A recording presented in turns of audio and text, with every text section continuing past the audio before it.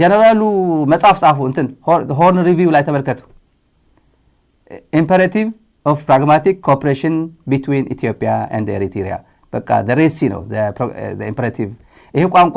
imperative ትርጉም አያውቀውም pragmatic የሚለው ቋንቋ አያውቀውም ባጫ ደበሌ ይሄን እንግሊዘኛ ጽፎ በእንግሊዘኛ ጽፎ ስሙን አበድሮ በሆርን ሪቪው አሰርቷል ስሙን አበድሮ ማለት ነው ዛታ ያለው ባጫ ደግሞ በትግርኛም ትዊተር ላይ ጽፏል የህልውና ጉዳይ ነው ብሎ ለኤርትራ ማለት ነው በደንብ ያውቃል ትግርኛ ባጫ በደንብ ነው የሚያውቀው 71 ዓመተ ምህረት በኢትዮጵያ ነው ውትድርና የገባው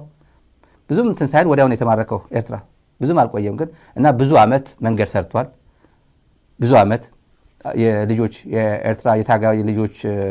ትምህርት ቤት ጤና ጣቢያ ምናምን ገንብቷል ብዙ አመት ድንጋይ ተሸክሟል ትንሽ አመትም ዘፍኗል እስከስታም መጥቷል እና አሁን በጣም ባርኮ በዚህ እንግሊዘኛ ስሙን አበድሮ ይጽፋል እዚህ ጋር በጣም ብዙ ስለ ትግራይም ብዙ ጽፏል